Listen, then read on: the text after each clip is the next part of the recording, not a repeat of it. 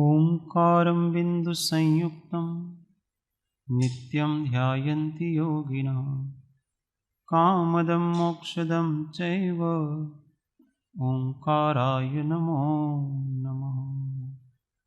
अविरल शब्दगणोग प्रक्षालित भूतलमलकलंका मुनिभिरूपासित्यर्था सरस्वती हर्तुनो दुरितान् अज्ञानतिमिरान्धानां ज्ञानाञ्जनशलाकया चक्षुरुन्मीलितं येन तस्मै श्रीगुरुवे नमः। परात्परगुरुवे नमः। परम्पराचार्य गुरुवे नमः। परम गुरुवे नमः। साक्षात् प्रत्यक्ष सद्गुरुवे नमो नमः। सर्वकलुषविध्वंसकं श्रेयसां परिवर्धकं भव्यजीवमनः प्रतिबोधकारकं धर्मसंबन्धकं पुण्यप्रकाशकं पापप्रणाशकम् इदं शास्त्रं श्रीतत्त्वार्थसूत्रनामधेयमस्य मूलग्रन्थकर्तारः श्रीसर्वज्ञदेवा तदुत्तरग्रन्थकर्तारः श्रीगणधरदेवा प्रतिगणधरदेवास्तेषां वचनानुसारमास्याद्य श्रीमद्भगवद्गीता स्वामी विरचितं इदं शास्त्रं श्रोतारः सावधानतया शृण्वन्तु। मङ्गलं भगवान् वीरो मङ्गलं गौतमो गणे मङ्गलं कुन्दकुन्दार्यो जैन धर्मोऽस्तु मङ्गलं सर्वमङ्गल्यमाङ्गल्यं सर्वकल्याणकारकं प्रधानां सर्वधर्माणां जैनं जयतु शासनं जैनं जयतु शासनम्। मोक्षमार्गस्य नेतारं भेतारं कर्मभूभृतां ज्ञातारं विश्वतत्त्वानां वन्दे तद्गुणलब्धये वन्दे तद्गुणलब्धये। अनंत भाव भेदथी भरेली भली अनंत अनंत नाय निक्षेपे व्याख्यानी छे सकल जगत हित कारिणी हारिणी मोह तारिणी भवाब्धि मोक्ष चारिणी प्रमाणी छे उपमा आप्यानी जेने तमारा कविते व्यर्थ आपवाथी निज मते मपाई में मानी छे अहो राज चंद्र बाळ ख्याल नथी पामताए जिनेश्वर तणी वाणी जाने तेणे जाने छे गुरु राज तणी वाणी जाने तेणे जाने छे। ओ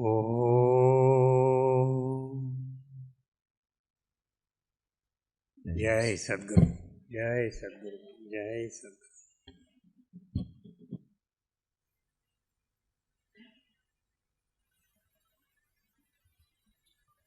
स्वाध्याय में श्री तत्वार्थ प्रबोधिनी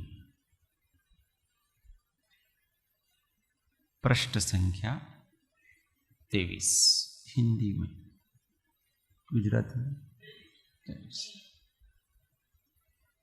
जीव के स्वरूप का विचार चल रहा है। जीव मुख्य रूप से दो प्रकार के हैं, एक सिद्ध और एक संसारी। अब आगे कहते हैं सिद्ध जीव अनंतानंत हैं, किंतु उनके स्वरूप में कोई भेद नहीं है। सभी एक समान शक्तियों के धारक हैं, क्योंकि सभी अपनी चरम अवस्था को प्राप्त हो चुके हैं। संसारी जीव भी अनंतानंत हैं, किंतु वे अनेक भेद रूप हैं। शक्तियों में न्यूनाधिक पना है, क्योंकि वे अंतिम स्थायी अवस्था को प्राप्त नहीं हुए हैं। संसारी जीवों के भेद के अनेक आधार हैं, जिनमें गति, इंद्रिय, काय, योग, वेद, कषाय, ज्ञान, संयम, दर्शन, लेशा, भव्यत्व, सम्यक्त्व, संज्ञा और आहार मुख्य आधार हैं।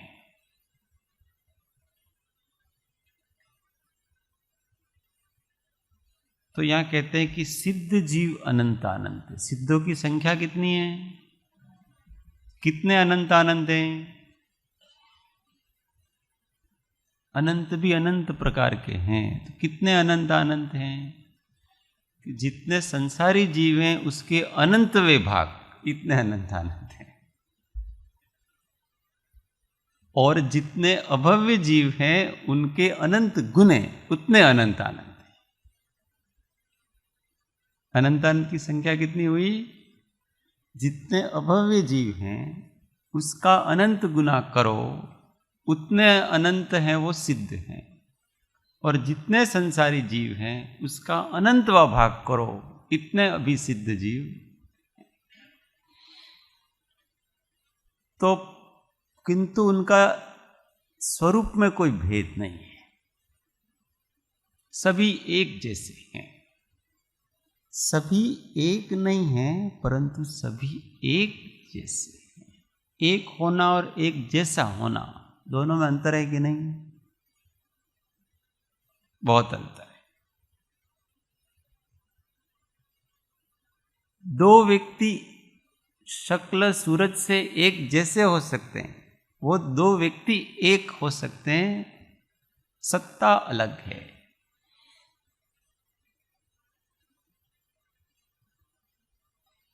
सभी समान शक्तियों के धारक हैं, सब में अनंत ज्ञान, अनंत दर्शन, ये सभी शक्तियां समान हैं।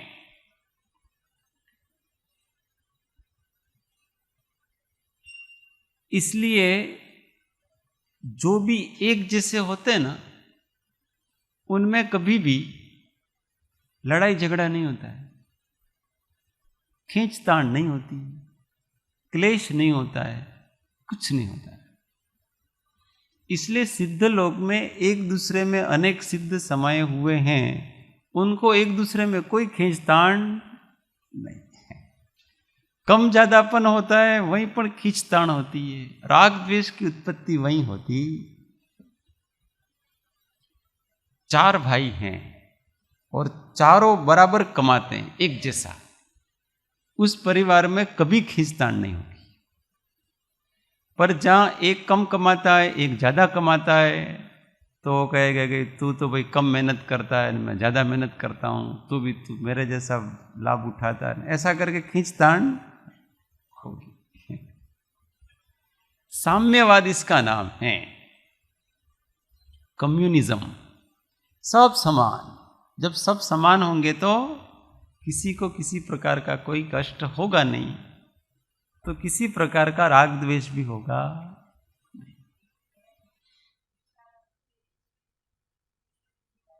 ना तो ये माइक जे बोलवा माइक केम कि यहाँ गैप पड़े।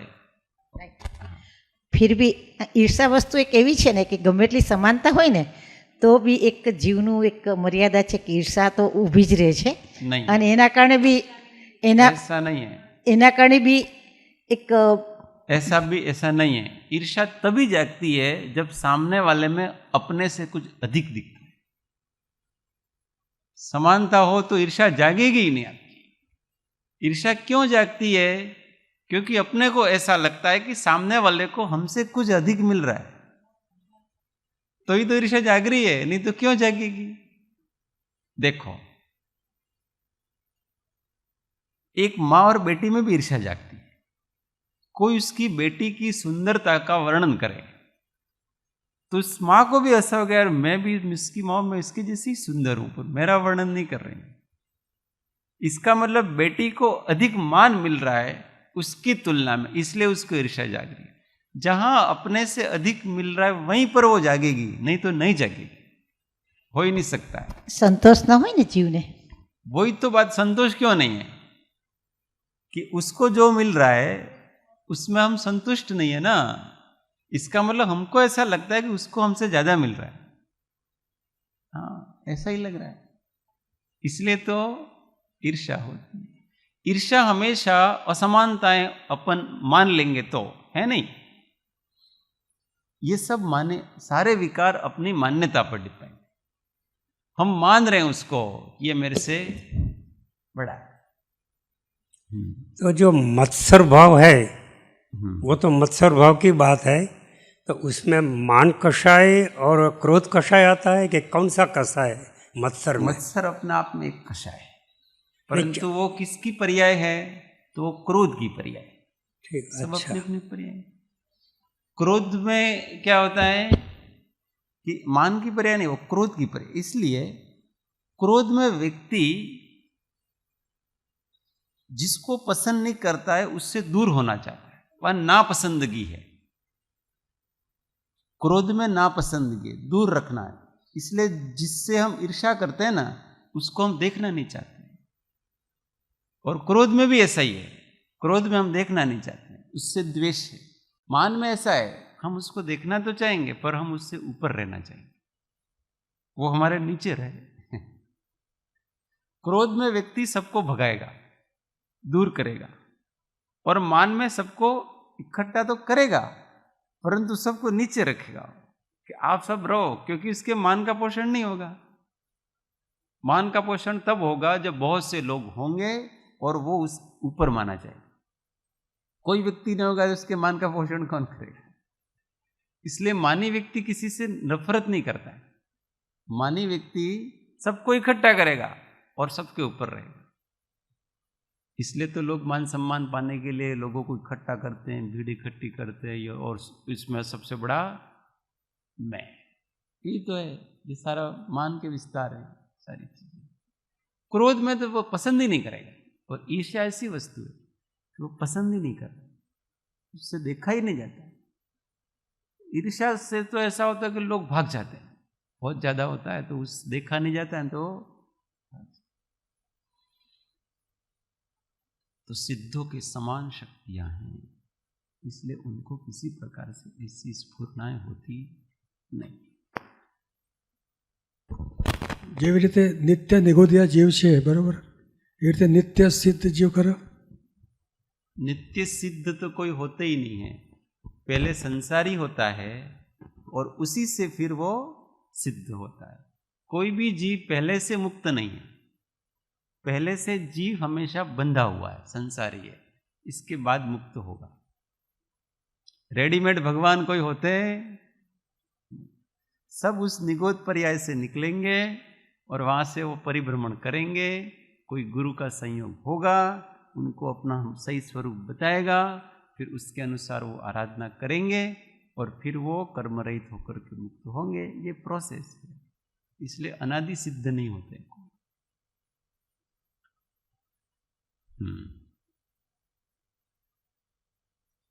अनादि सिद्ध माने तो दिक्कत क्या है, प्रॉब्लम क्या है?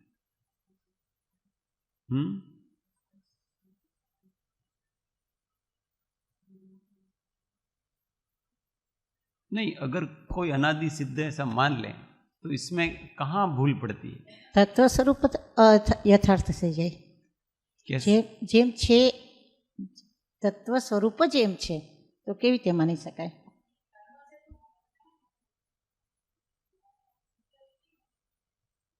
जब एक जीव अनादि सिद्ध मानेंगे तो आपको सबको मानना पड़ेगा,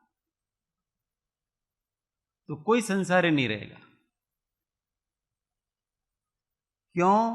एक जीव कर्म रहित बिना अज्ञान के अनादि से है, तो इसका मतलब सब हो सकते हैं इससे। अगर आप एक मानोगे तो वो सबके नियम ऊपर आपको नियम लागू, फिर संसार रहेगा ही नहीं।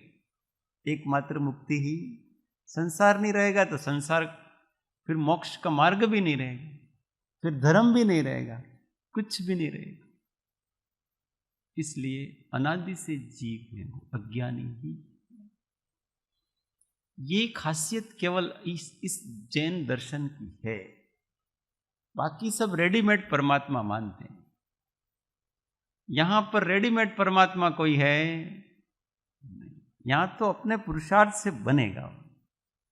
और इस कारण से सभी जीवों को भगवान बनने की यहां पर अपॉर्चुनिटी है, अवसर है। और जो ऐसा मानते हैं कि एक ही परमात्मा है और वो अनादि से है, वैसा ही है, अनंत काल तक वैसा ही रहेगा, तो फिर दूसरा परमात्मा नहीं हो सकता, क्योंकि वो बाकी तो सब पैदा हुए हैं और वो तो परमात्मा रूप में पैदा ही नहीं हुआ, तो पहले से ही परमात्मा। बाकी तो जीव हैं सारे, शिव तो फिर एक ही हुआ। इसलिए यहां सब पहले जीव होते हैं, फिर शिव होते हैं। जीव हुए बिना शिव हुआ जाता नहीं। और इस कारण से यहां कम्युनिज्म है, साम्यवाद है, सबके ऊपर एक नियम लागू पड़ता है। आपको भगवान के ऊपर तो कोई नियम लागू नहीं पड़ा, तो प्रकृति के नियम सबके ऊपर लागू पड़ते।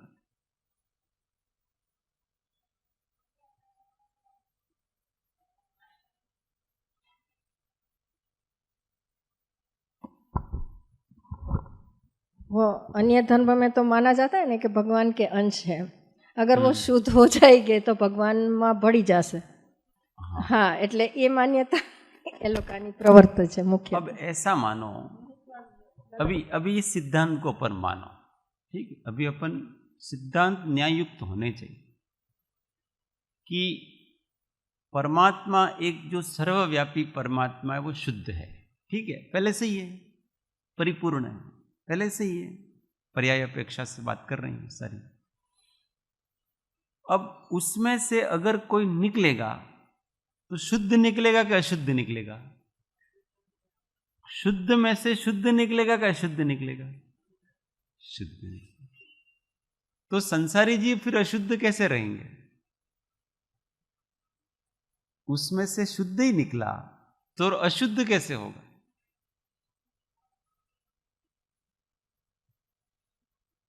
जो अशुद्ध ही अशुद्ध हो सकता है, कभी शुद्ध अशुद्ध। और अगर शुद्ध अशुद्ध हो तो वो परमात्मा भी अशुद्ध हो जाएगा और सिद्ध भी अशुद्ध हो जाएंगे।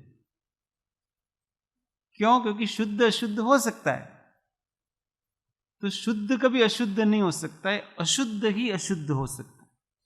अशुद्धि के कारण अशुद्धि होती है, कभी शुद्धि के कारण से अशुद्धि होती नहीं। कभी घी मक्खन नहीं बनेगा, मक्खन घी बन सकता है और मक्खन से कुछ और भी बन सकता है। जो बनाओ, मक्खन से पनीर भी बन सकता है, जो बनाओ बन सकता है, परंतु कभी घी नहीं बनेगा। घी बन गया तो फिर वो मक्खन बनेगा। इसलिए अगर वो परमात्मा शुद्ध ही है तो उसमें शुद्ध ही निकले।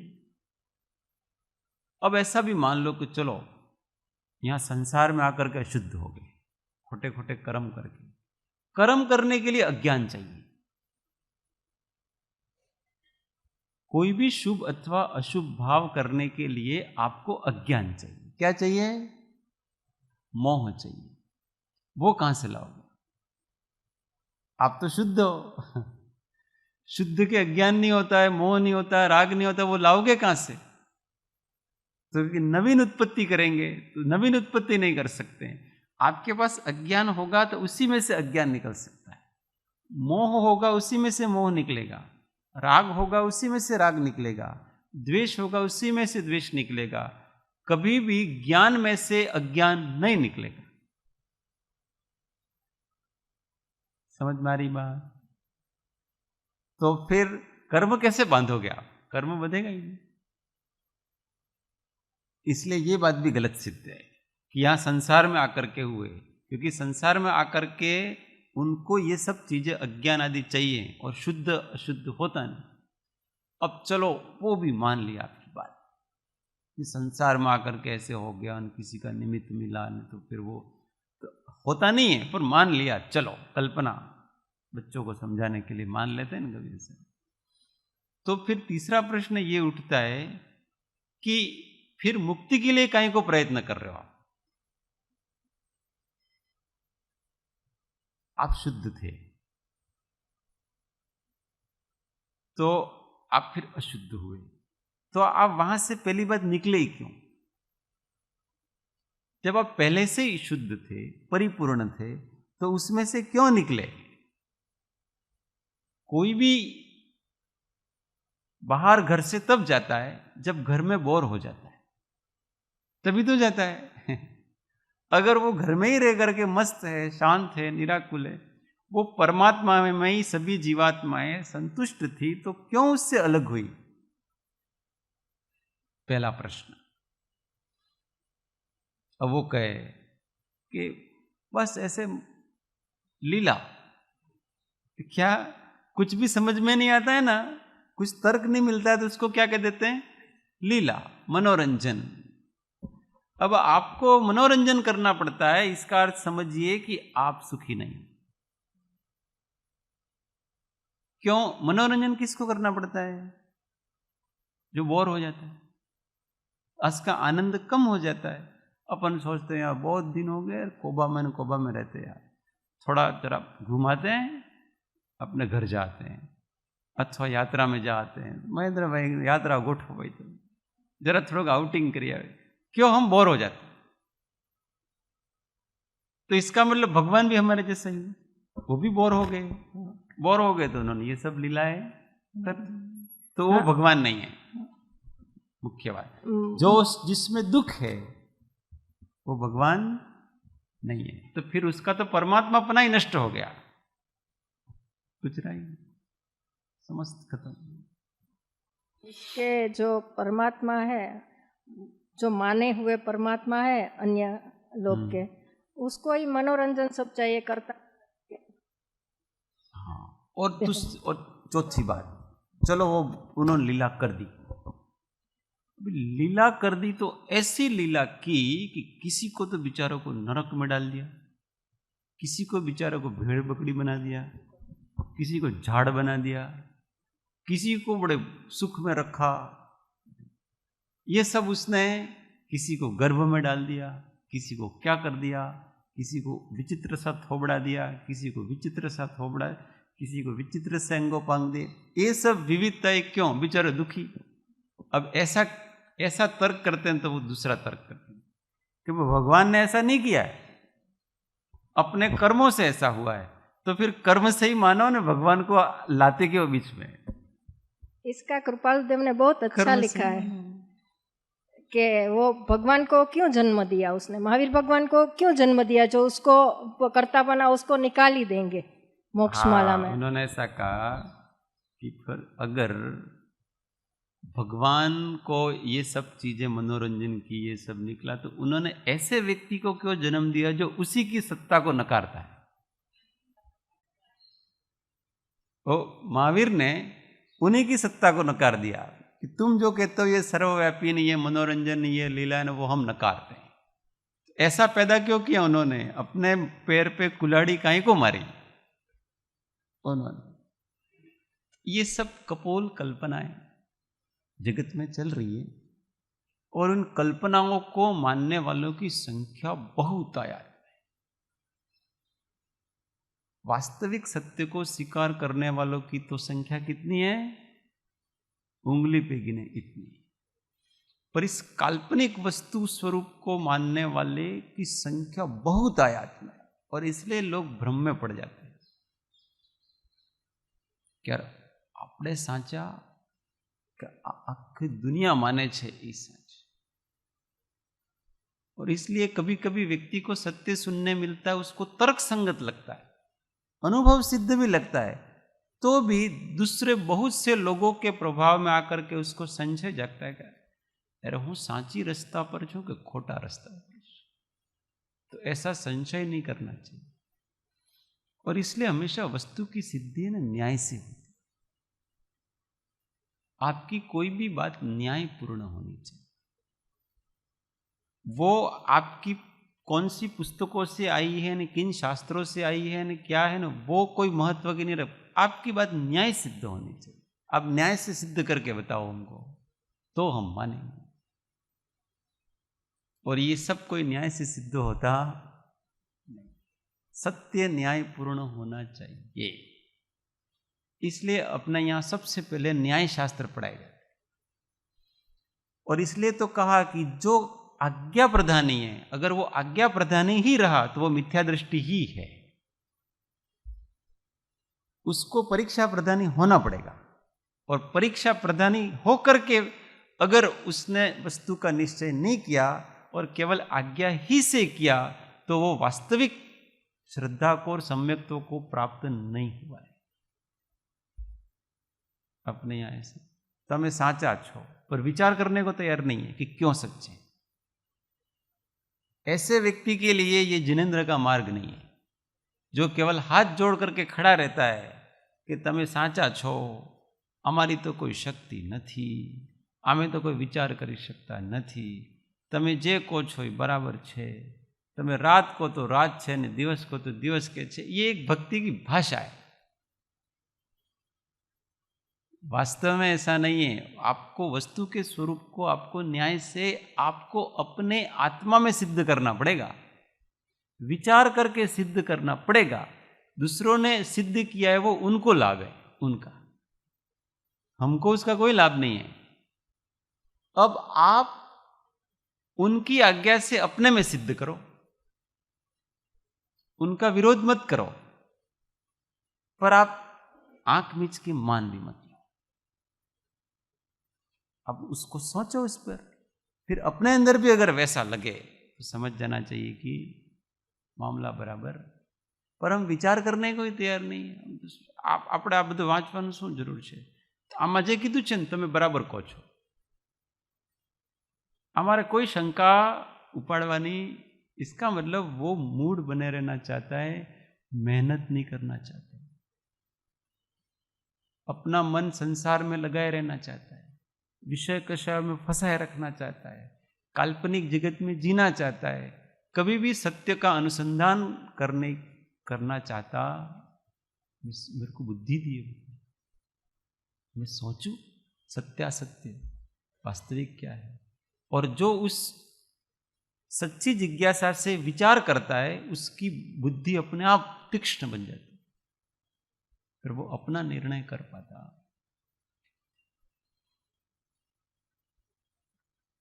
अपनी बात ये चल रही थी कि जब से वो सब समान होते हैं उनको कोई प्रॉब्लम नहीं होती है, इसलिए द्रव्य दृष्टि के लिए कहा जाता है सब जीव एक जैसे देखो। बाहर के कर्मकृत भेदों को देखने जाएंगे तो राग द्वेष पैदा। संसारी जीव भी अनंत अनंत है, किंतु वे अनेक भेद रूप हैं। अनंत अनंत पर कितने अनंत अनंत है? अनंत अनंत। अनंत में अनंत का गुणा करो तो कितना होता है? उस इतना। शक्तियों में न्यूनाधिकपना है संसारी जीवों की शक्तियों में। यहां शक्ति का मतलब होता है जो अभिव्यक्त हुई है वो शक्ति। व्यक्त शक्ति, शक्ति दो प्रकार की, एक अव्यक्त शक्ति और एक व्यक्त शक्ति। अव्यक्त शक्ति सबके अंदर है, सभी सिद्ध समान। व्यक्त शक्तियों में सब में न्यूनाधिकपना है, किसी में ज्ञान ज्यादा है, किसी में ज्ञान कम है, किसी में श्रद्धा थोड़ी ज्यादा है, किसी में श्रद्धा कम है, किसी में आत्मबल अधिक है, किसी में आत्मबल कम है। ये सब अलग अलग प्रकार के शक्तियां हैं, तो उसमें न्यूनाधिकपना है क्योंकि वे अंतिम स्थायी अवस्था को प्राप्त नहीं हुए, इसलिए सब जगह विविधताएं दिखी। संसारी जीवों के भेद के अनेक आधार हैं, पर उसमें मुख्य 14 आधार हैं जिसको अपन 14 मार्गणा कहते हैं। 14 प्रकार से संसारी जीव मिलते,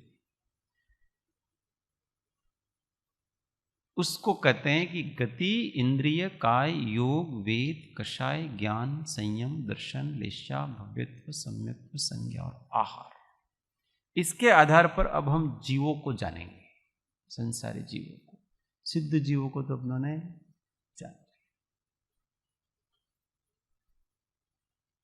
अब सबसे पहले गति की अपेक्षा से जानते हैं जीव का स्वरूप।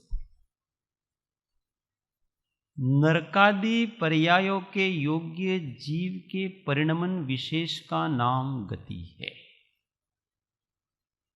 देखो, सबसे पहले ये गति का अर्थ समझ लेना। गति कहते किसको? एक जगह से दूसरी जगह जाना, इसका नाम गति नहीं है। यहां क्षेत्रांतर की अपेक्षा से गति की व्याख्या नहीं। यहां भवांतर की अपेक्षा से गति की व्याख्या है। क्षेत्रांतर और भवांतर में क्या अंतर है?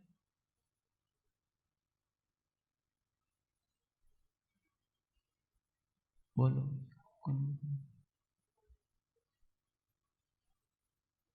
ક્ષેત્રાંતર और ભવાંતર.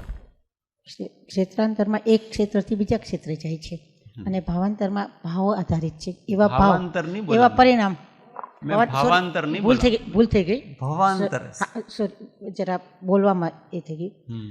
ભવાંતરમાં એટલે ભાવની મુખ્યતા છે કે એવા ભાવ છે માટે એવો ભાવ કરે છે. यस.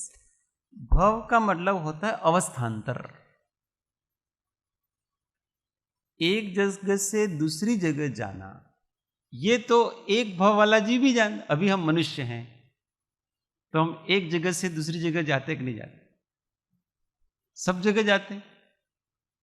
आकाश में भी जा सकते हैं, पाताल में भी जा सकते हैं, सब जगह जा सकते हैं. इसका नाम तो गति नहीं है. यहाँ गति का मतलब होता है उस भव के योग्य परिणाम, उस पर्याय के योग्य परिणाम, इसका नाम गति. तो जो भी भव होगा, उस भव के योग्य जो जो परिणाम होंगे, उसका नाम गति कहलाता है. परिणामों का नाम, भावों का नाम गति है. तो हमारी ऐसे किसी कहते हैं कि इसके देव गति हुई, तो क्या हुआ? यहां से चल के वहां गया, ऐसा अर्थ नहीं है. इसका अर्थ क्या है कि उसकी अवस्था, उसके परिणाम देव पर्याय के योग्य हुए. अब देव पर्याय में जो जो भी है वो सब होगा उसके. अपन कहते हैं इसकी गति नरक गति हुई, तो इसका मतलब क्या हुआ? अब नरक गति के योग्य इसके परिणाम सारे के सारे हों. ये परिणामों की अपेक्षा से बात चल रही.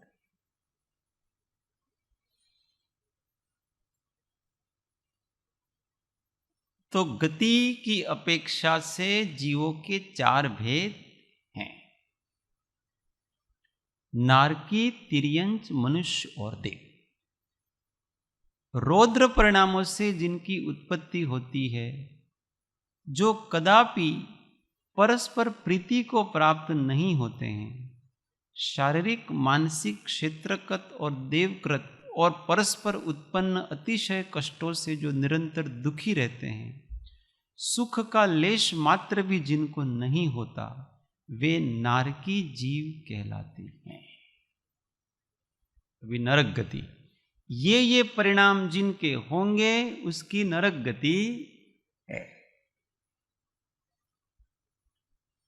तो क्या क्या परिणाम होंगे? तो रौद्र परिणामों से जिनकी उत्पत्ति होती है. नरक गति में किसकी उत्पत्ति होती है? रौद्र परिणाम. रौद्र परिणाम किसको कहते हैं?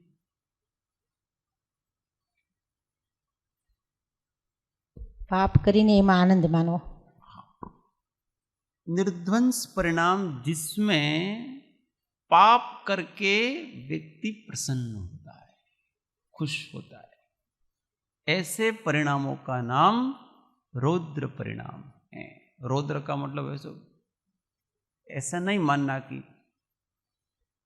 कोई बहुत अधिक हिंसक है वो रौद्र है, कोई किसी की चीर फाड़ कर रहा है तो वो रौद्र है, ऐसा नहीं है. उसके अंदर वो कार्य करके अगर प्रसन्नता मिलती है, पाप करके प्रसन्नता मिलती है, तो वो रौद्र है, रौद्र ध्यान. इसलिए रौद्र ध्यानी बैठे बैठे भी होते हैं. वो बहुत प्रसन्न, ऊपर से बड़े अच्छे लिखते हैं, खुश होते हैं, और रौद्र ध्यान करके वो नरक गति का आश्रय. ये जितने भी शलाका पुरुषों में प्रति नारायण वगैरह ये जो है ना, नारायण प्रति नारायण, उनको कहा तो वो ये नरकगामी क्यों कहा उनको? वो ऐसा कुछ नहीं करते हैं, परंतु उनके जैसे जैसे आरंभ परिग्रह बढ़ता है वैसे वैसे उनको प्रसन्नता, वो अपने राज्य वैभव को देख करके खुश होते।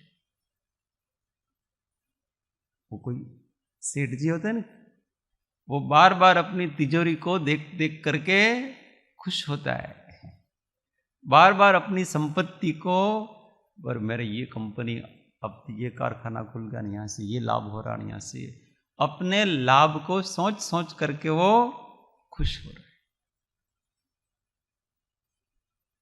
तो ये जो धन संपत्ति वैभव परिग्रह आदि बढ़ने पर जो प्रसन्न होते हैं, अच्छा लगता है, तो उन लोगों को बहुत प्रसन्नता हो। इस राजा ने अपना अधीनता स्वीकार कर लिया, ये भी अपना हो गया, वो भी अपना हो, उसकी राजकुमारी भी अपनी, उसकी राजकुमारी भी अपनी, इतनी रानियां हो गई, इतने राजा अपने अधीन हो गए, इतने अपने को 3 खंड का राज हो गया है, सब ऐसा करके इतने खुश होते हैं। जैसे जैसे यथा यथा लाहो तथा तथा लाभ होता जाता है, लोभ बढ़ता जाता है। आपत्ति को जो संपत्ति मानता है और मान करके जो खुश हो जाता है, उसका नाम रौद्र ध्यान। आपत्ति, परिग्रह आपत्ति है कि संपत्ति? और आपत्ति बढ़ती है, और जिस आपत्ति बढ़ती है वैसे वैसे बहुत खुश, आनंद आ गया, मौज। ये रौद्र ध्यान है, अंदर अंदर चलता रहता है। और फिर इसलिए तो बहुवारम परिग्रहत्वम नारकस्य आयुष्य, ऐसा सूत्र है। बहुत आरंभ और बहुत परिग्रह जो करता है वो नरक की आयु का बंद करता, सामने से दिखेगा नहीं, बहुत शांत रहेगा, पर संतोष नहीं है अंदर से। जो एक राजा है तो उसको ऐसे आप व्यक्तिगत रूप से मिलो ना, बहुत अच्छा व्यवहार कुशल होगा, सब अच्छा होगा एकदम,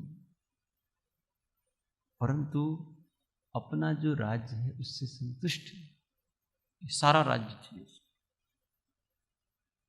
दूसरों को झुकाने के लिए अच्छा व्यवहार भी कर लेगा, परंतु संतुष्टि अंदर असंतुष्टि रहा करती है।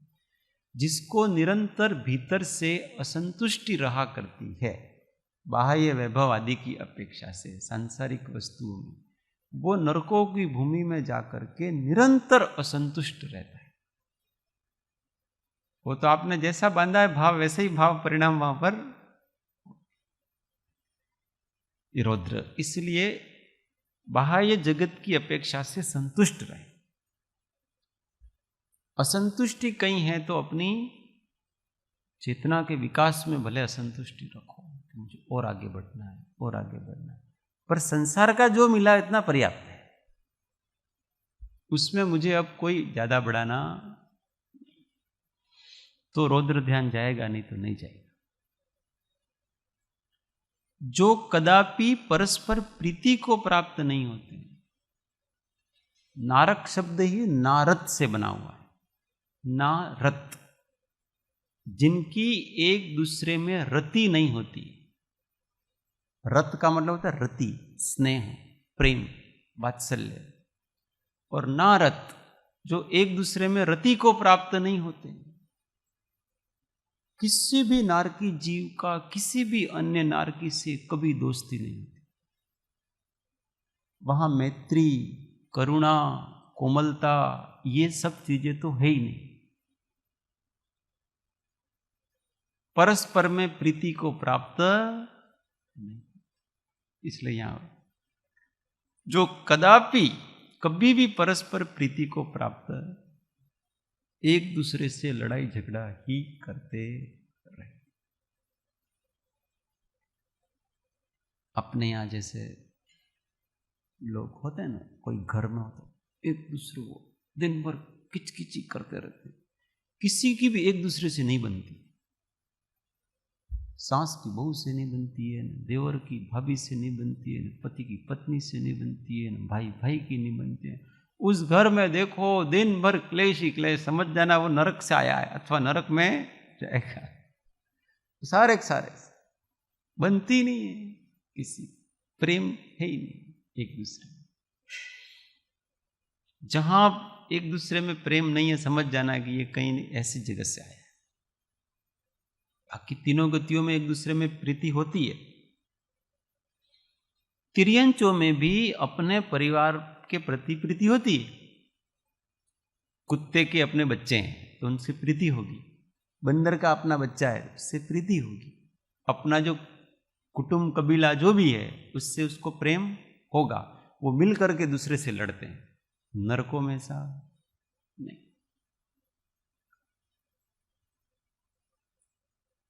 शारीरिक मानसिक क्षेत्रगत देवकृत परस्पर उत्पन्न अतिशय कष्टों से जो निरंतर दुखी रहते हैं। शारीरिक कष्ट बहुत है। जितने इस मध्य लोक में एक मनुष्य के अंदर रोग हो सकते हैं, वो सारे के सारे रोग उनके उदय में होते हैं। 5,68,84,546 कितने रोग हैं, वो सभी के सभी वहां उदय में,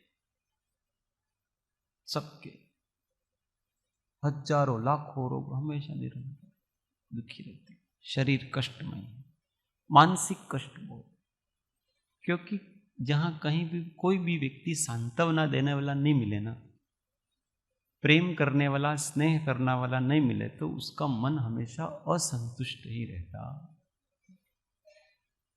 किसी को आप दिन भर डांटते ही रहो, फटकारते ही रहो, तो दिन भर दुखी रहता है। कहाँ जाऊं मैं, कोई तो मेरे को प्रेम से 2 शब्द बोले ऐसा मिले भाई।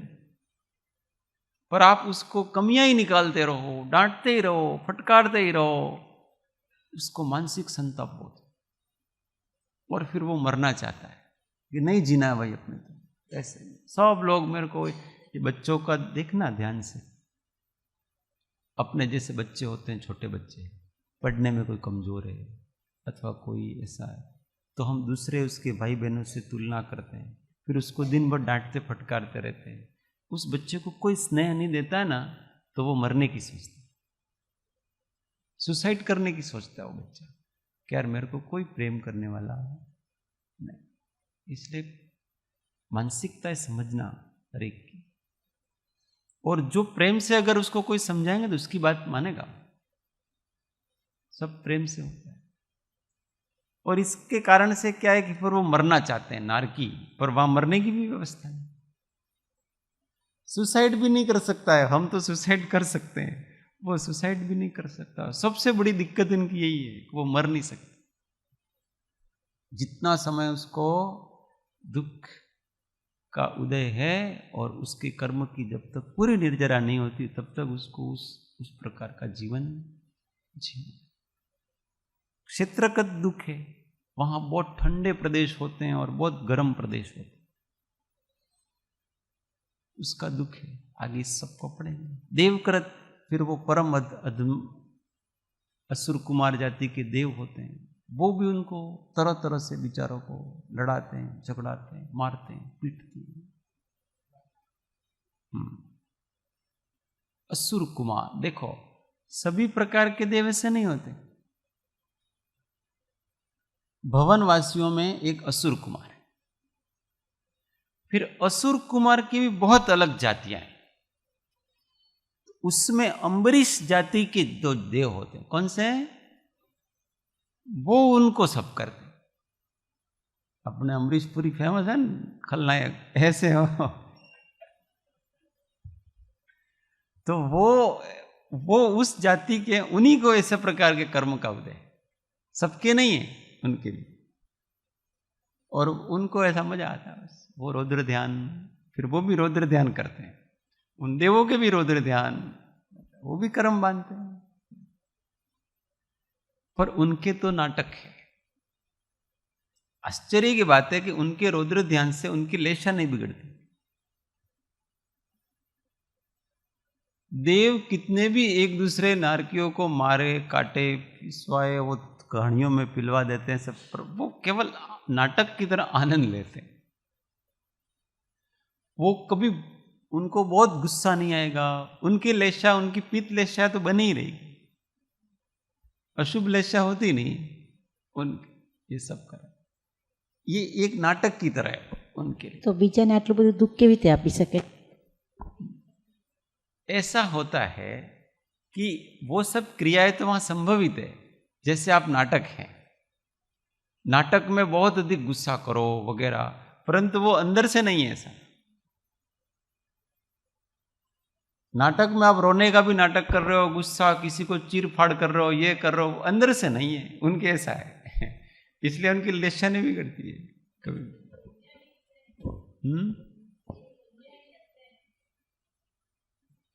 पुण्यवान पुरुष होते हैं, बहुत व्याकुल नहीं, पुण्य का उदय होता है, इसलिए जो जैसा चाहे ऐसा। देखो, अंदर की व्याकुलता तब बढ़ती है जब हम कुछ करना चाहें और हमारे अनुसार हो नहीं, तो व्यक्ति अंदर से व्याकुल होता है। तो एमने कर्म बंद थाय के नहीं होता है। ये भी एक प्रकार का रौद्र ध्यान ही है, और रौद्र ध्यान 5वें गुण स्थान तक होता है। रौद्र ध्यान कौन से गुण स्थान तक होता है? 5वें गुण स्थान तक होता है रौद्र ध्यान। वो भी रौद्र ध्यान, वो भी नरक गति का आश्रय कर रहे हैं उस समय, परंतु वो फिर मनुष्य भाव लेंगे, और फिर बाद में उनकी भी गति यही होने वाली है। उनको भी कोई ऐसे ही देव मारेंगे, पीटेंगे।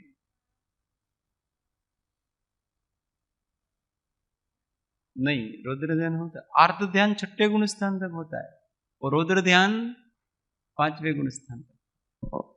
पर सम्यक दृष्टि जीव को जो रौद्र ध्यान होता है, वो रौद्र ध्यान नरक गति का आश्रय नहीं कराता। और सम्यक दृष्टि जीव को जो आर्त ध्यान होता है, वो तिर्यंत गति का आश्रय नहीं कराता। परंतु अगर वो मिथ्या दृष्टि जीव है तो उनके तो सब आश्रय हो रहा है, अज्ञान ने कारण बधु। जैसे कर्मों की विचित्र बांध रहे हम दिन भर, अपन चारों गतियों के योग्य कर्मों को बांध। जब हम रौद्र ध्यान करेंगे तो हम नरक गति का आश्रय करें, जब हम आर्त ध्यान करेंगे तो तिर्यन गति का आश्रय करें, जब हम धर्म ध्यान कर रहे हैं तो हम देव गति का आश्रय करें। सबका आश्रय, वो सब सत्ता में पड़े रहते हैं, और फिर वो जिस आयु का अपने उदय होगा उस समय वो सारे सारे कर्म आ जाएंगे। उस समय उनको योग्य क्षेत्र मिलता है, योग्य द्रव्य मिलता है, और उस समय सब उदय में वो सब पड़े रहेंगे सुषुप्त अवस्था। हम सोचते हैं ना कभी कभी, हमने इतने इतने ये सारे काम किए, उसका तो कोई फल मिला ही नहीं। मिला नहीं ऐसा नहीं है, आपके पड़े हुए सत्ता। अब उसके योग्य जैसे ही आपको द्रव्य क्षेत्र गति मिलेगी, आपकी आयु का उदय होगा, तुरंत वहां जाकर के वो सब उदय में आ जाएंगे। इसलिए तो यहां तो कोई चक्रवर्ती है, राजा, कितना खुश है, मजे कर रहा है आराम से, और वो तुरंत नरक में जाता है। आयु चेंज हो गई, गति बदल गई, और वहां सारे के सारे, अभी तो सिंहासन था, न रानियां थी, न पुत्र थे, न सब आज्ञा में, अंतर मुहूर्त में वहां जाकर देखो तो सब मार खा रहा है, पीट रहे सब। वो सारे कर्म कहां से आ गए? अचानक पहले पड़े थे, जैसी गति बदली वहां जाकर के वो तुरंत सत्तागत कर्म वहां उदय में आ गए सारे। ऐसे ही होता है ना, जैसे अपने यहाँ कोई मनुष्य बीमार, खाट में पड़ा है, हाथ भी नहीं हिला पा रहा है, बोल भी नहीं रहा है, कृशकाय हो गई है, लकवा सब जगह लकवा हो रहा है, छाले पड़ रहे हैं, टीप निकल रहा है। अब वही व्यक्ति मर गया, अंतर्मुहूर्त में देव बन जाता है, और वहां सर्वांग सुंदर, परिपूर्ण सुंदर शरीर वाला एक जवान देव बन गया। अब अभी आपके 2 मिनट पहले जिसकी ये अवस्था थी, उसकी ऐसी अवस्था कैसे हुई अचानक? तो वो देवगति नाम कर्म के कर्म सब उदय आए जो वो बांधे, तो पूरा परिवर्तन वहां पर, सब साइंस है। તો રૌદ્ર ધ્યાન ચોથે પાંચમે ગુણસ્થાનક સુધી હોય એ તો સમકીતી જીવ છે. ચોથે ને પાંચમે સમકીતી જીવ તો 8 જગ્યાએ જતો નથી, અને રૌદ્ર ધ્યાની નરકમાં જતો હોય. वही तो कहा ना कि ऐसा रौद्र ध्यान कि ऐसा नहीं है कि वो नरक गति के योग्य कर्म माने. सभी रौद्र ध्यान से नरक गति बनती है ऐसा भी, परंतु अगर वो मिथ्या दृष्टि हो गया तो वो जो रौद्र ध्यान किया है हल्के प्रकार का, वो उसके नरक गति में वापस कारण बन जाए.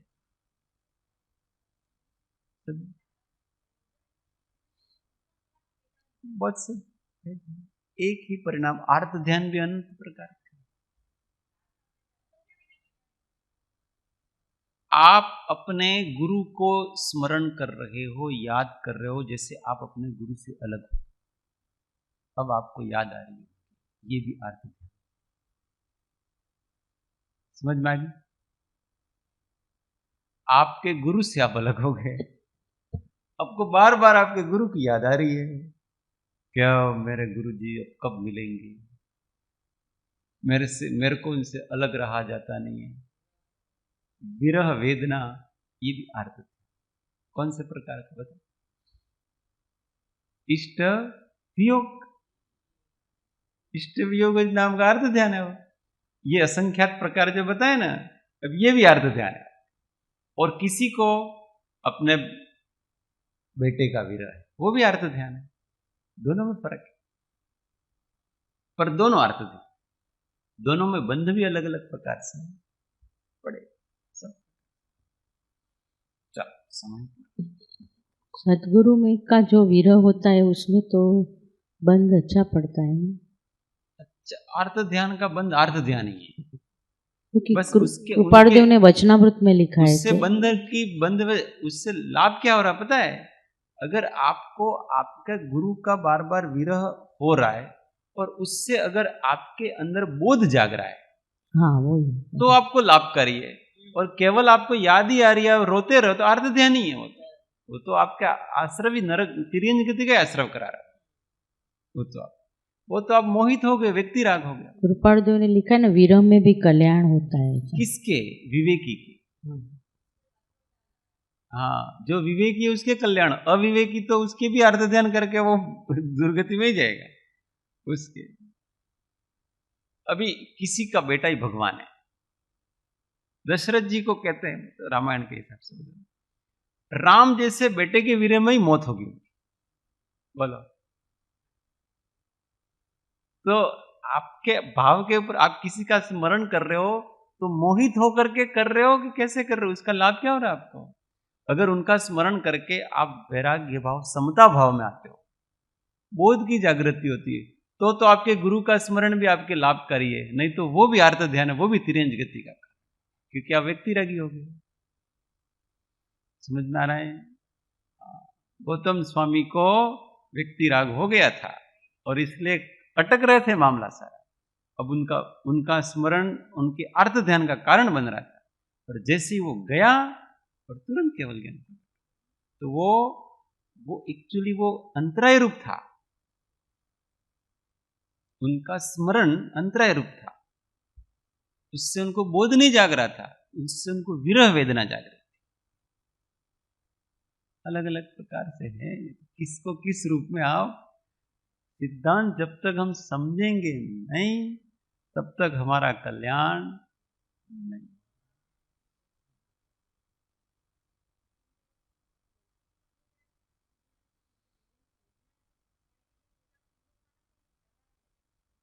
हाँ, तो उस गुण स्थान में वो संभवित है ना. हाँ,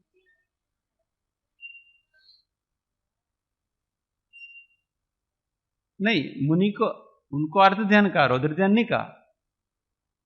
हाँ, रौद्र ध्यान नहीं कहा, अर्थ ध्यान. अर्थ ध्यान विरह वेदना, या ये जो असंख्यात प्रकार है उसी का प्रकार है वो. एक प्रकार अगर वो व्यक्ति रूप है और उसको पीड़ा दे रहा है, किसी का भी विरह अपने को पीड़ा दे रहा है, अर्थ ध्यान. सीधी सी बात, उसमें कोई अपवाद नहीं. हाँ, किसी को पीड़ा देना हमारे लिए बाद में लाभकारी सिद्ध हो, ये भी तो होता है। किसी का स्मरण, किसी का, पर जब जब पीड़ा हो रही है उस समय तो वो अर्थ ध्यान ही है, और उसका स्मरण करके जब हम अगर अपने चैतन्य में स्थिर होने का प्रयत्न करेंगे, अपने अंदर प्रसन्नता छाएगी, तब हमारे वो कार्यकारी होगा। वो तो वही निमित्त हुआ, पर वो तात्कालिक परिणाम जो होते हैं ना विरह के, वो तो उसी रूप में। इसलिए सब समझ बिना सब बेकार है। हम कभी कभी, इसलिए तो दर्शन परिषद के लिए स्पष्ट लिखा है कि दर्शन परिषह जे छे वो उत्पन्न होना तो ठीक बात है, परंतु अगर उसको समता भाव से वेदन नहीं किया जाए तो वो नीचे गिर जाए। कृपालुदेव ने लिखा है समता भाव से। इसलिए हमको किसी का भी स्मरण क्यों करना, हमको तो केवल सत्य का स्मरण करना, और सत्य का स्मरण सत्पुरुषों के स्मरण से होता है। इसलिए सत्य के स्मरण के लिए हमको सत्पुरुषों का स्मरण चाहिए, वो भूलना नहीं चाहिए, पर व्यक्ति रूप में नहीं। हाँ, जो व्यक्ति रूप हो गया अपने को, उनका स्मरण हमारे अंदर प्रसन्नता जगाना चाहिए, आनंद जगाना चाहिए, समता जगाना चाहिए, शांति जगाना चाहिए। अगर ये हो रहा है तो उनका स्मरण है, वो स्मरण है वास्तव में, बाकी अर्थ ध्यान, बाकी सब अर्थ ध्यान। समझिए।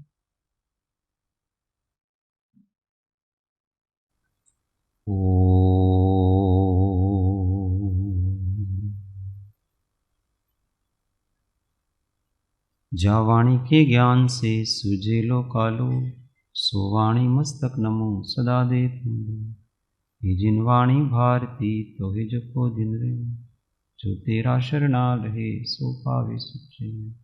देव भजो हरिहंत को, गुरु सेवो निर्गुण, दया धर्म पालुं सदा यही मोक्ष का पुण्य। नमस्कार। आत्म